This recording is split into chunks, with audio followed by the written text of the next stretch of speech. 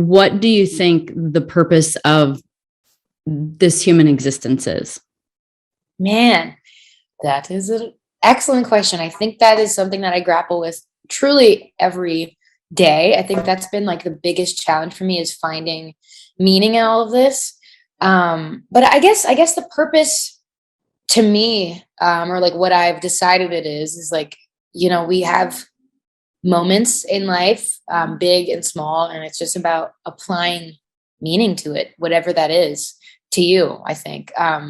Because I mean, sometimes I think like, is there any meaning at all? Like maybe we're just here to be here and that's it. But I guess it's like, it's about what meaning you apply to it, and maybe what you can leave behind, and finding some sort of permanence in the impermanence. Because, the idea of impermanence is very scary to me. It's something that I've always been so like fearful of the idea of like fleeting life, and the fact that everything you do here can just like be gone, So I guess it's just about applying meaning to it. Wow. Okay. Well, I'm going to cut to the chase so that you understand why I asked such a sort of big question. But I also think something that you said right there was very interesting too, that I want to ask a question about. But the purpose is because whenever I've been asked that question, or whenever I've asked myself that question, the answer I come up with, or I have come up with years ago, was that I think that the purpose of this existence is to experience duality. And I know that that's the theme of your album. So I was very curious to hear what you thought. And then for you to just talk about what duality, then I guess, what does duality mean to you? If that's the theme, why did that come up for you? Yeah, well, I think it was for a few different reasons, or in a few different ways. I think first off, there's kind of a through line or a thread on this project, where it feels sort of like a point A and a point B. Like the beginning of the album is, my mindset and the place that I was in, in the first half of the year. And then as the songs, go on, and as, the story progresses, there's like a point B is sort of where I ended up and where I kind of am now, on the second half of that year and the second half of the writing process. But also, again, like this year and last year was like super challenging for me in many ways. I was faced with like, I guess like death for the first time. Somebody really close to me got very ill. And I think that's when I started thinking a lot about the meaning of existence and life and death. And I, just like realized that like nothing and everything matters at the exact same time. And, and that's kind of like where the whole idea of duality came in. And I realized how important it kind of is, and how prominent it is in life, like we are made up of duality, and like, it's kind of like, I don't know, like, there's like two sides to one coin in life, and like nothing matters, but at the same time, everything matters in a way. And I still don't even like quite understand what that exactly means or how to navigate that. But that's just kind of the conclusion I've come to. And just duality has been extremely present in my life, but also in my writing process, and like looking at pain from two different ways, and just looking at life in general from two different ways. Whenever I experience something, and for some reason it usually has to be negative, but when I experience something really hard and difficult and negative, and my last year was a total evolution and growth period for me as well. And so I'm curious, I know you've talked about it being like this album comes on the heels of so much growth and so much hard time. But when I experience the negative, it gives me the positive equal and opposite. Like I experienced so much pain and sadness, but I was able to then experience this very simple, blissful joy in a really like basic moment of looking at a tree. So it's like such a bummer, but it's like to get the pleasure, you have to experience the pain. But I feel like duality for me kind of expanded. And once one expanded, I realized that there was an equal and opposite sort of reaction on the other side. And what I ended up realizing through that experience of enough times of that negative, through different things, whether it be the ways that I felt, something that I was thinking, all kinds of stuff, is that I was like, holy shit. I'm like, it's part of the same whole, which then leads to oneness. And I was like, wow, they feel like, duality to me felt like bad and good, but what I realized is that it's all part of the same whole. 100%.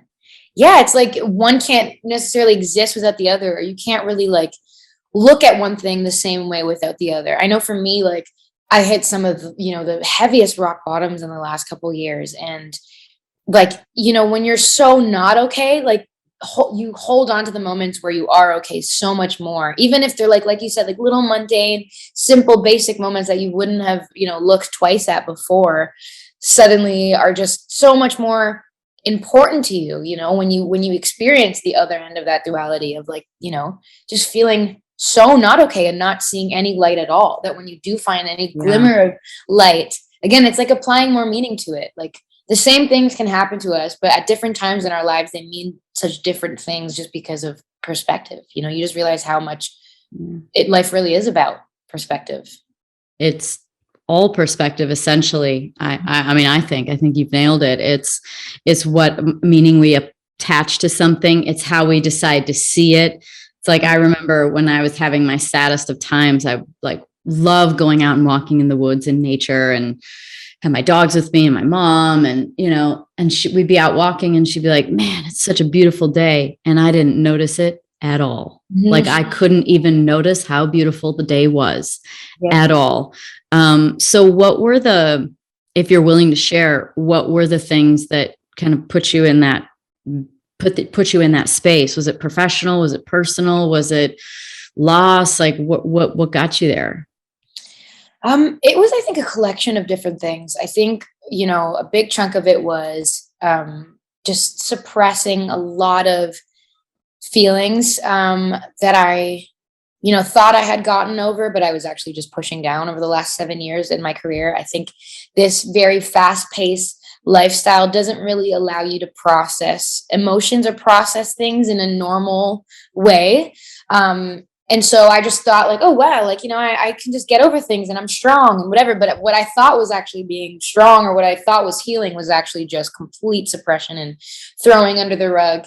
And it wasn't until I had like, a complete halt in life, until we all experienced that halt and that like complete lack of distraction, where I like everything just sort of boiled over. But then also, experiencing somebody really close to me being so close to death. And I mean, I've always had like a weird phobia of death, but it wasn't until that I was like faced with that and like was so close to it for the first time that I really went into this spiral of like, okay, what is the meaning of life? I mean, I attach so much meaning and so much of my identity to my job and what I do for a living, And again, so when I didn't have that, when I didn't have that distraction, I was just like, well, okay, who am I? What's the point of anything?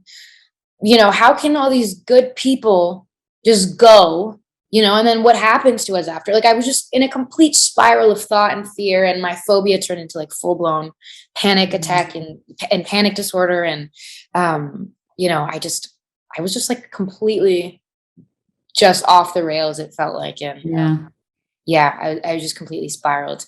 So yeah, it was a collection of different things, a lot of suppressing, a lot of like going down rabbit holes of thought with no answer, because obviously like there is no real answer to what is the meaning of life and what happens after we die, so it's not just anything fun to talk about. Yeah, so there's no way that I could like talk myself down in a logical way. And so I lost like the color to life, because I was like, well, nothing matters. And like you were saying, sorry to go on a tangent, but No, I love it. That's what I'm asking for. cool. Well, yeah, you touched on a good point where like, you would go on walks and your mom would be like, oh, like what a beautiful day. I remember like people would say that all the time. And like in a cerebral, logical, rational way, I knew like the right answer would be like, yeah, it is. Right. Like, that's the thing you say. Like, yeah, I guess it's a nice day. But I wouldn't actually really feel it or see it. I would just like respond because that's what you do. You say, yeah, it is, or whatever, Right. And it wasn't until like I really, really like did the proper healing and like went to like therapy and just really like hashed a lot of things out with myself that I was able to actually like enjoy. And for the first time in the last few months, I've been able to like walk outside and like think to myself, like, it is a nice day. Like, this is what people were seeing. Like the blinders are kind of off. And it's not like a black and white thing. Of course, it's not like suddenly the veil has been lifted and life is amazing, but it's definitely a cyclical thing. And I have days where, that feel a little bit grayer still, but I'm able to have those moments now where I understand like what people are talking about it being a nice day, or like enjoying and appreciating moments,